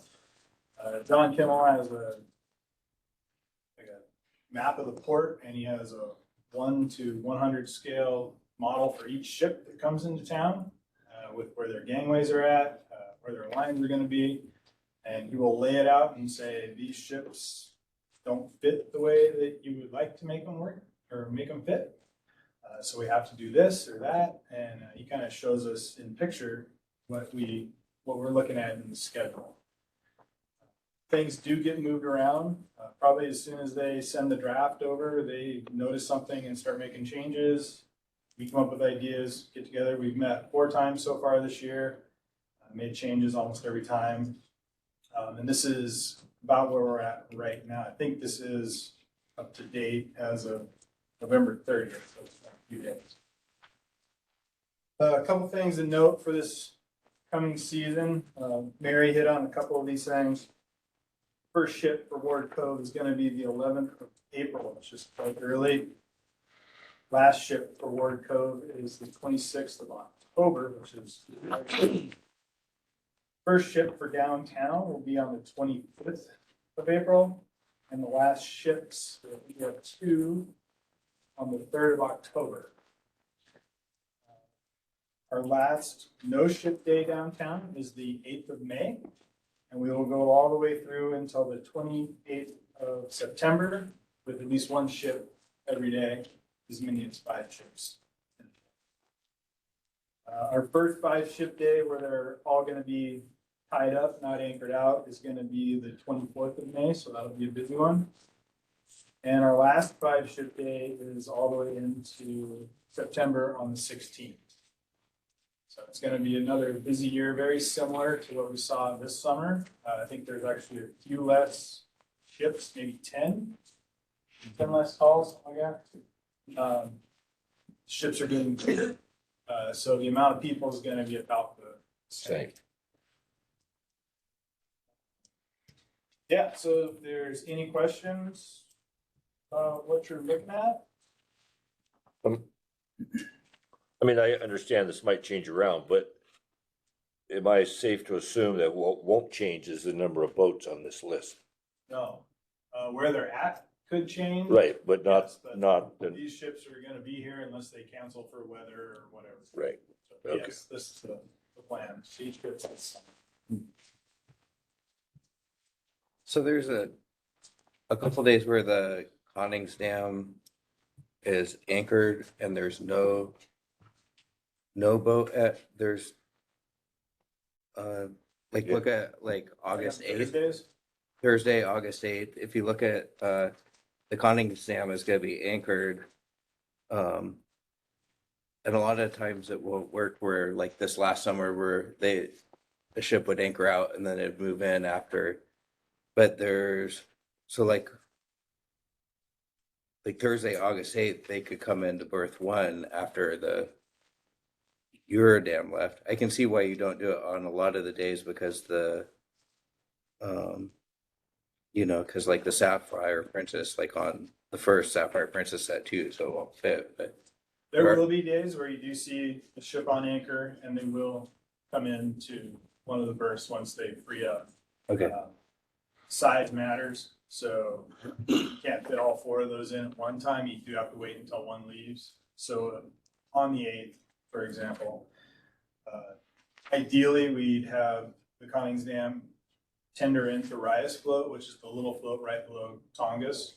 Oh, okay. And then after the Eurodam leaves, Eurodam leaves, hopefully the Connings Dam would pull in to berth 2, so all the people get off there, Rias float on berth 2, and then they get back on as the ship ties up at berth 2.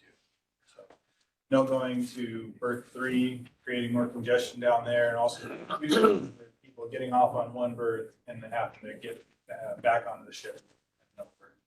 That will work out sometimes, not always.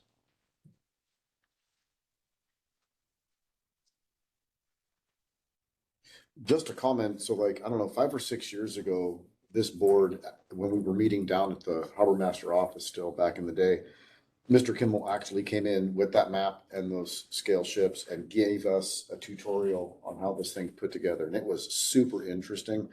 I'm not sure if maybe next year that could happen. I think it'd be beneficial to the board if folks are willing to do it. And then he gave us some criteria, and I remember it was things like direction of travel, length of ships, distance between ships, where the gangways are. There's a lot that goes into making this thing happen. And then I'm also on the KVB email list. And then, of course, this is the draft thing. And then over the summer, there's a bazillion changes that occur, maybe because of if something happens with a ship or weather. So this is probably about as close as the port gets to rocket science, actually. This is pretty complicated stuff. So it's a lot of work, and I really appreciate what they do for us with this. Any other questions in regards to the draft schedule? Does it look like it? And it looks like we also got a couple of comments. Was this it? Not many? That was it. It was from the very first day. There was nothing after that. That's also different. Back in the day, we used to have a lot of people come and actually speak to the board when the schedule came out. So that's interesting. All right, well, thank you. Let's see what the rest of this thing here. Your Honor, my question is still pending. If we're trying to thin out the ships, can we fill days that might have 2 and give that day 2 more and lesser on a Thursday or a Friday when there are 7? I don't have the answer. I don't have the answer. He's back here. I understand that. I understand that. Mr. Kimmel, would you care to address the question? It's up to you. Look, come on up, please.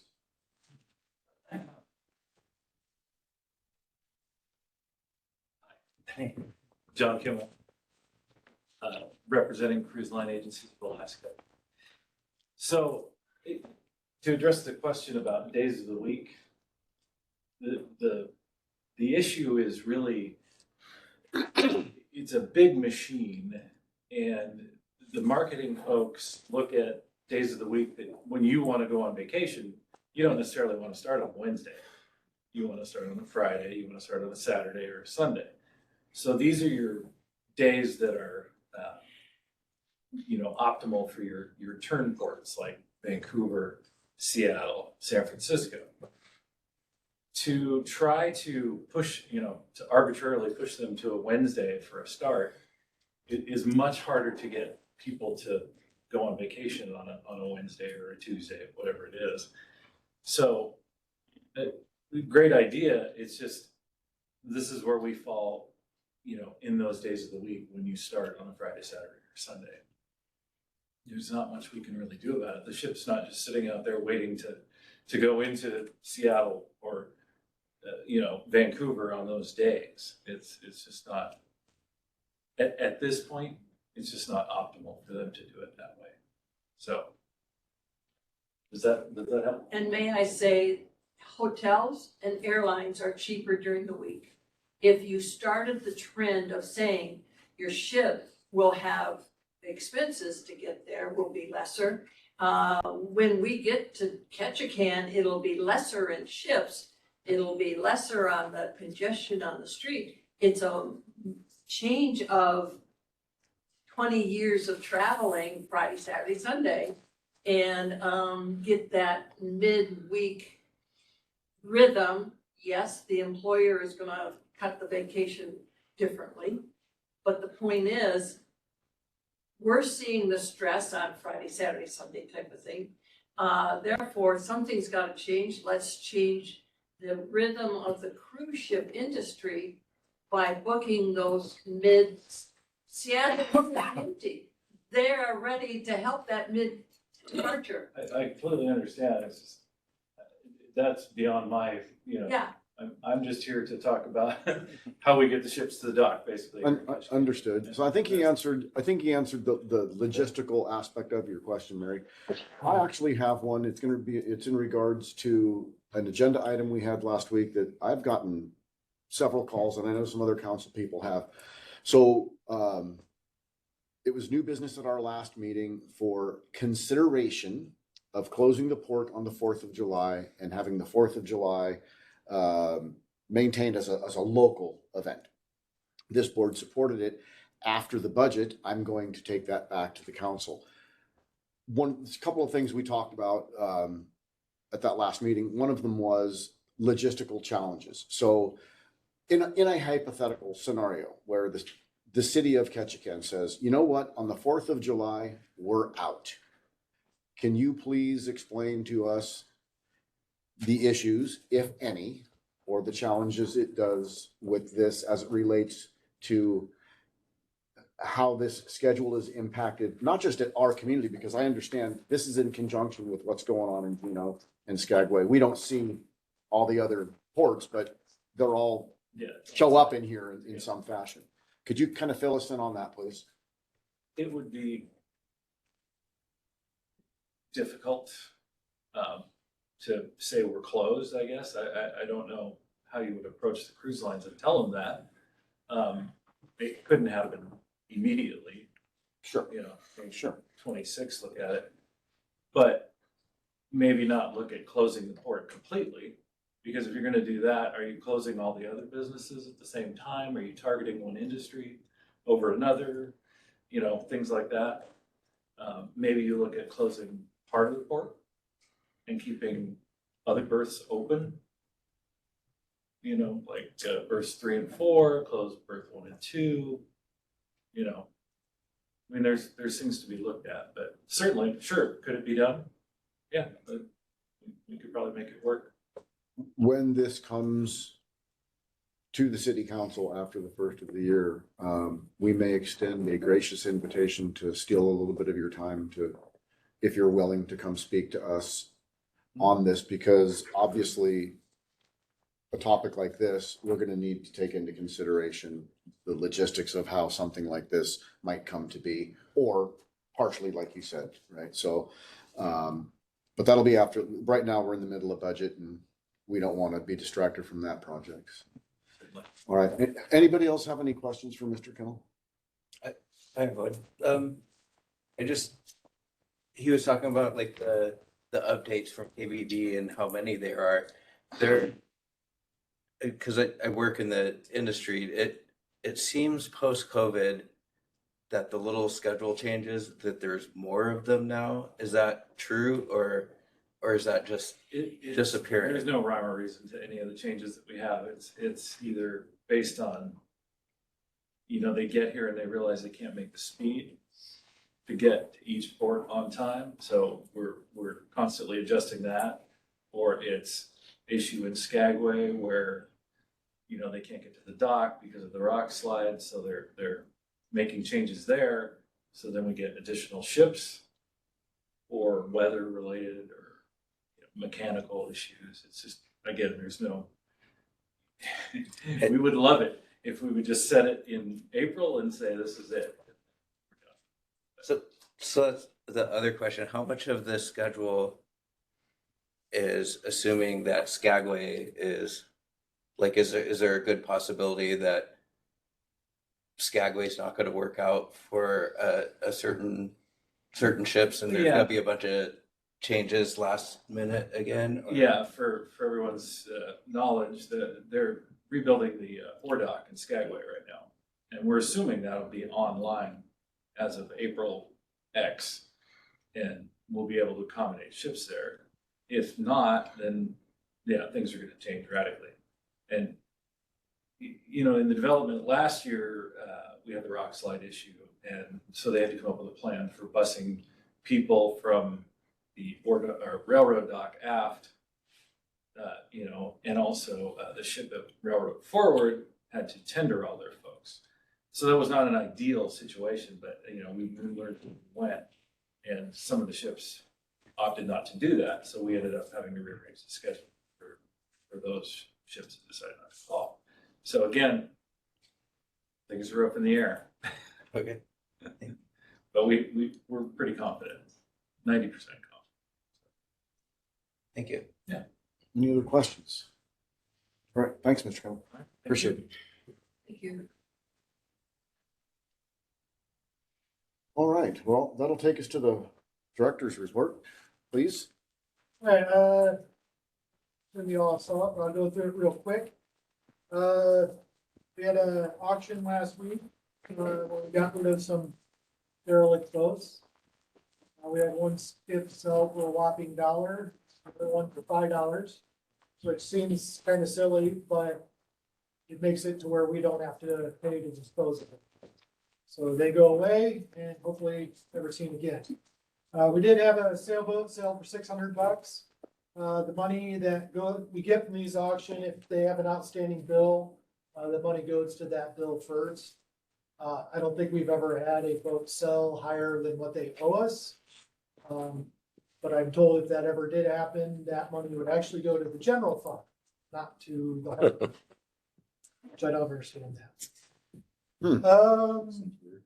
Pump out signage. So I met with Jen Urbantis, who works with KIC. She's working on a special project to educate people on the use of pump outs. Using grant money, she and I have been designing a new signage for our pump out stations. We hope it is going to encourage people to use them. Basically, the signs are just going to have some information on why you should pump your boat out, what it does to the water and whatnot if you do. But it's also going to include proper use of the pump outs and how to operate them and everything, which we've had problems in the past of people not using them properly. This is all getting paid by grant money through KIC. And I'm also hoping that with talking with Jen, she expressed that maybe if there's money left over, she can get that allocated to help pay for a new pump out station, which we need. Been working with DEC, Marianne Fidel, from DEC on putting a passive collector and sensor in Thomas Basin. This device is gonna track a number of things from salinity to algae to fecal matter, a whole bunch of stuff. It's just gonna be on the end of Dock 5, where we used to have the current meter, right around that area. Doesn't use any electricity or anything, she said. Reason I'm letting you guys know, same with the pump out station, I'm trying to build relationships with these organizations. So if they ever have any kind of grants or anything, DEC grants or like this KIC grant money for a pump out, just so we have good working relationships with them.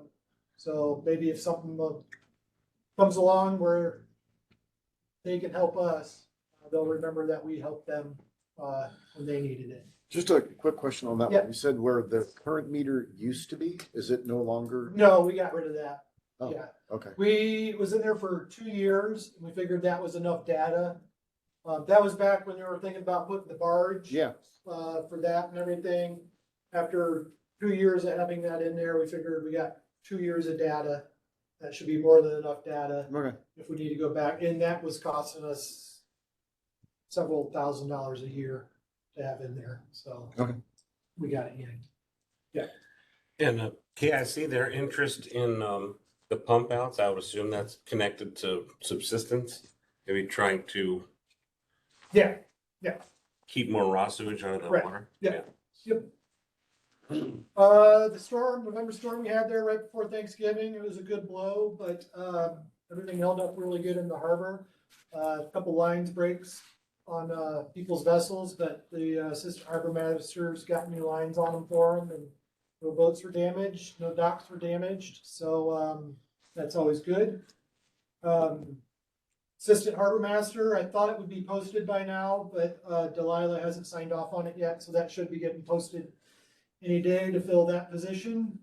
Dan, he's been out most of this month, and he'll be back next week for about 4 or 5 days, and then he'll be out again until the end of the year. So if you need to catch him, or if you just want to stop by and wish him well, he'd really appreciate that. Should be around the office next week in the morning. Dock vendors, Lori Mosey, the tourism manager, she's been working on that. She's working on a new lease agreement and it's being worked on and will be presented to the council at a future date. She has another listening session planned for the 15th. Is that the 15th or the 16th? I may have the date wrong on that. It may be the 16th. But she's got it posted. If you want to clarify that, let us know and I can make sure I have that right. Port security, Craig is going to be advertising for 2024 staff here. First of the year, he's hoping to hire 42 seasonal employees for next year. So hopefully he has an easy job doing that next year. Fingers crossed. I do have to say, Craig, last year had 68% return, which is phenomenal. That's great. So that's a testament to him and working with his crew. One thing just finalized yesterday, we got 6 new dock carts on order to go in the harbor. That's one thing people always complain about is not enough dock carts. I'm hoping that can be a yearly thing where we get 5 or 6 dock carts every year. So that seems to be our attrition rate, where we lose or get damaged beyond repair each year, 5 or 6 carts. So those have been ordered and should have those first of the year sometime. Who makes those? Homestead Skip is making them for us this year. Guess how much a dock cart costs? $1,000. I wish. 2,200 a piece. Ooh. Wow. So next time you see a dock cart around town, let us know. Oh, yeah. We'll go grab it. Or if you see someone abusing a dock cart, maybe educate them a little bit.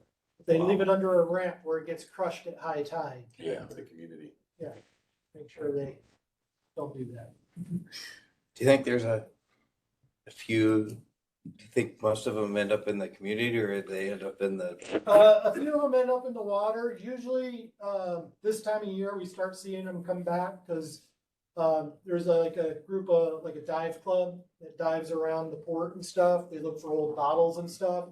And whenever they find a cart, they bring it up for us.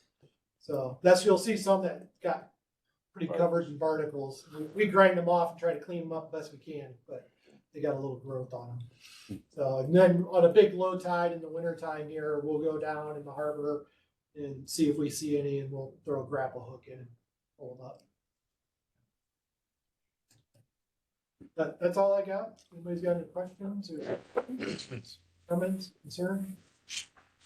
Okay. Any future agenda items anybody wants to add to the next meeting? I said no pretty hard, a little bit embarrassingly hard, to the idea of gates last time. And I thought about it in reference to some of the comments that some people had made in last session. And really it struck me that, I think it was, I have it written down so I didn't forget his name, Charlie Percy, and there were 2 other people that echoed that sentiment of having people on the dock watching dock boats. And I was wondering if there was any viability in your mind, specifically James, to having, what if we have X number of liveaboards on each boat as a method of security? That would be, idea. it's a great idea, but it'd be super difficult. Okay. Because they're all different sizes. Totally. And you'd have to kick people out of their stalls to put somebody else in. Totally. It also wouldn't cost anything. So I guess. That, the way to do it would be, I think you would have to implement it over time. Sure. Where you say, this float is liveaboard float. As stalls become available, you move people into it. And eventually migrate them all into one area. Oh. No, we want to spread no, out. To be clear, like it would be spreading them out. Like there's 2 per float. There Oh, are 3 per float. Right. Just that way there's like always Yeah. someone. It's kind of like that already. Okay. They're pretty well spread out. Yeah. Okay. I thought you meant getting all the liveaboards in one area, No. and then that would have a gate for them. No. That's what I thought. Okay, thank you for Sorry. adding clarity to that. Yeah. Okay. Yeah, then no, it's- they're pretty well sprinkled through the harbor Okay, now because they're all different sizes. cool. Yeah. Yeah. And don't move mine. Don't move. Future business. Yeah, is that a future agenda item, Russ? We can talk about where you're gonna park? Yeah. No, they're there. Anybody else have one? Okay, board member comments. Lee, anything? Thanks, everyone. And thanks for all the information and a lot to comprehend here, so we'll work at it. Thanks for readjusting the rate increase. I think that was huge. Made it a lot easier to digest. We know it's necessary. Thanks for all the hard work and thanks for the comments. Yeah, I appreciate the adjusted rates. I appreciate you coming in again. Also, I'll change up for another 2 years. 'Cause in 2 years, we get to do a version of this again. Eric. Thanks sir also for putting the apples to apples, saying, I can tell that was a lot of work, but Yes. that's a pretty, that's great information. Thank you. Yeah, I appreciate all the preparation, the materials, and I'm sure you guys are, feeling your staff shortages. It's a lot to put together. Yeah, just thanks for all the preparation. Russ? Yeah, I'd like to thank me and everybody here involved, and I don't think many people realize how much gets done with such a little group. I mean, we can't get the maintenance fixed because you don't have anybody. We understand that, so thank you. Yeah, I want to thank the members of the public that came out and spoke tonight, and Mr. Kimball for the little bit of education you gave us. Hats off to you folks is, this isn't an easy thing to do, and then they're doing it in the middle of budget season. So these guys are up to their eyeballs and stuff. I appreciate the compromise plan. I'll be happy to take this back to the council for consideration. It's always difficult to talk about any kind of a rate increase at all. We know we got to do something. And hopefully this combined with what the manager has in store with this rate engine gets us to a place where these things are more regular, more incremental, and we can start coming up with a plan to take care of some of these bigger projects so that the harbors that we have are attractive to the customers. All right, well, if there's nothing else, we need a motion to adjourn. So moved. Second? Second. Good night. Thank you.